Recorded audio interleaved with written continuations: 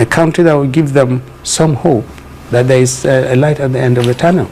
We are not doing that. That's why I'm hoping that people will rise against the political class now. We need change, and it can happen. We did this in 2020. We don't have all the time to go back, but maybe some other time.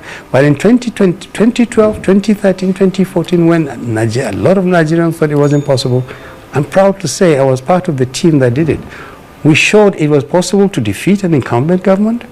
We showed it was possible to actually remove a government that was incompetent, that allowed Boko Haram to mess us up, that had allowed corruption to run away with everything. And we put Buhari. We thought Buhari was going to be the Messiah. We were wrong. But at least it was done. Hakeem Ahmed in that Arise TV interview, hoping that Nigerians will do the needful and stop listening to narratives that put fear in them. This is doable. It has been done before, like he said. And one of the most important things he said in the Arise TV interview is that 2027 presidential election is between Nigerians and the political class, not North versus South, like many people are making it to be. Yes, this is another narrative that borders on gaslighting. You see people saying, Tinubu must be allowed to finish his 8 years in power, as if it is his God-given right to spend 8 years in office. As if performance in office is no longer a yardstick that the electorate will look at and say, okay, let's vote him again for second term. As if it's no longer the people that decide who leads them. They are obviously planning to rig the election, but that will depend on Nigerians. If on that day, majority of Nigerians troop out in massive numbers and say, no one is rigging an election in my polling unit or any collation center near me, then they will run away, they won't have their way. But if they fall for their narrative and not bother to come out to vote or participate in the election, then they will have their way. The politicians would have won in that instance. These people are not up to 5,000, the people holding this country to ransom. Remember, they are not even divided by political parties. You can see the way they are moving from PDP to APC. They just have a common purpose. They have one goal. And that goal has nothing to do with national interest. It's all about their interest. The politicians might hate each other because they contest against each other in elections, but when it comes to uniting against Nigerians, they unite despite the fact that they are strange bedfellows. Just like Okowa, who has been yapping around in many interviews justifying why he decamped to APC, he doesn't have a single shame. Someone that contested a position under PDP as high as vice president, he has decamped to another party and he's here trying to convince Nigerians why he decamped, that Tinubu must be allowed to spend 8 years. Beyond all this, for the stability of this nation, I also do believe that, yes, President Bola Ahmed Tinubu was elected president in 2023, and for the stability of Nigeria, it is best for us to have him complete his 8-year tenure. The arrogance is sickening. What they are indirectly telling Nigerians is that yes, we impoverished you, we introduced policies that reduced purchasing power, reduced our GDP by about 50%, but you can't still do anything about it. You can't stop us from continuing in office. Think of this for a moment. When Yar'Adua came to power, he accepted that the election that brought him to office was seriously flawed. What did he do? He tried to appease Nigerians by reducing the petrol price. This one came to power through another flawed process. Instead of appeasing Nigerians and telling Nigerians, hey, let us unite. We understand that the election was flawed, but I still have something to offer. Nigerians are very nice people and easy to convince. Instead, he introduced policies that have practically killed off Nigeria's economy, causing many multinationals to leave the country, causing massive unemployment. Nigerians have never had it so bad. There is no metric you can use to measure any sector in Nigeria's economy that is doing well. No, all figures are in the negative. Everything he met, he has practically done worse than he met them. On top of all this, he's still shouting Emiloko. So Nigerians should take on the challenge.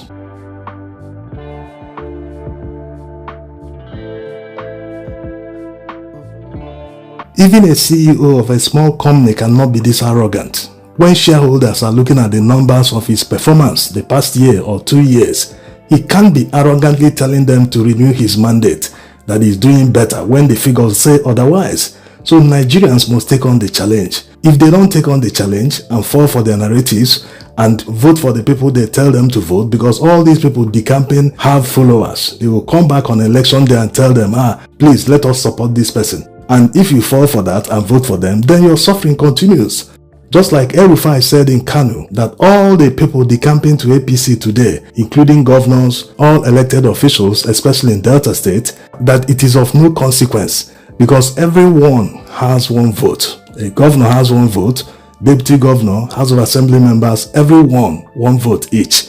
So if you fall for them and go and vote the person they tell you to vote, and sell your vote and collect 10,000, 5,000 that cannot even buy you food for 1 week, then you have to live with your decisions after the election.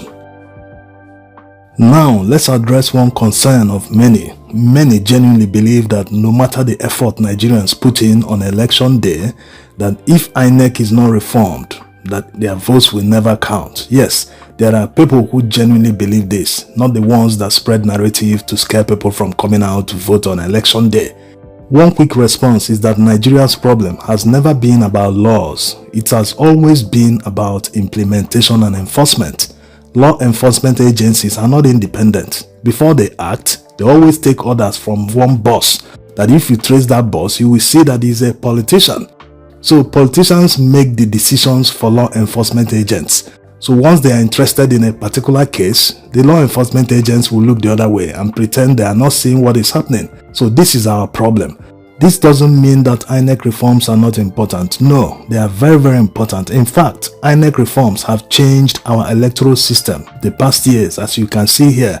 If we go back in history, in the Fourth Republic, you can see that since the introduction of beavers in 2015, you will see that despite the fact that our population grew to about 190 million at the time, the number of voters actually dropped. Yes, because of introduction of technology. Unlike in the early days during Obasanjo's administration, where we used to have 20-something million for a candidate, under Yar'Adua it was 24.6 million. Of course, you are aware that election up till today, INEC never released any state-by-state tabulation of the results. No, it doesn't exist. They just wrote those figures and the courts approved them. Also, if you look at the 2019 presidential election results between Muhammadu Buhari and Atiku Abubakar, you will see that our population as at that time was about 209 million. Despite that, the number of voters remained nearly the same. 15.1 million for Muhammadu Buhari and 11.2 million for Atiku Abubakar. So there is no doubt that the introduction of technology into our electoral system has helped our elections to be freer and better. Unlike before, when people could just churn out any figures they like, all the KKK states, they used to churn out millions of votes each time. But this time around, especially in 2023, when INEC even introduced IREV, where election results are supposed to be posted online, these election results are supposed to be used for collation. At any level of collation, the collation officer is supposed to consult the IREV copy first and use that to compare with others and collate the results. But instead, we all know what they did in 2023 presidential election. They shut down that IREV, so people couldn't be able to post their election results. Once they did that, the collation officers around the country started writing all sorts of results they wanted. There was no reference again to make to cross-check the results to make sure that they are original copies. So that was how they rigged the 2023 presidential election. And when you look at the electoral law amendment proposals that INEC submitted to the National Assembly, there is nowhere that it mentions IREV. Remember the excuse the courts gave during the presidential election tribunal? They said that there is nowhere in the electoral law, neither in the constitution, that it mentions that INEC must transmit election results through the IREV or other electronic means. That it just said that INEC has the authority to decide how to transmit election results or how to conduct elections.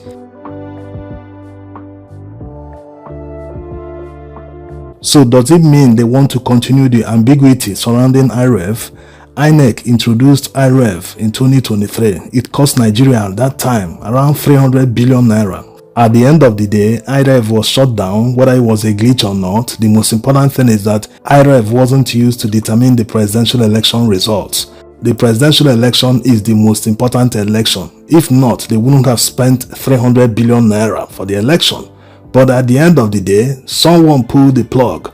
Right now, they have the opportunity to amend the laws to make sure that transmission of results through electronic means, through IREF, is mandatory for every election. They are not taking that opportunity.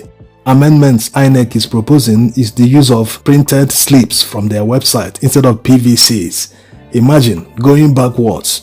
PVC is a card. They are paid to print these cards. There's still enough time. Election is still about 2 years away.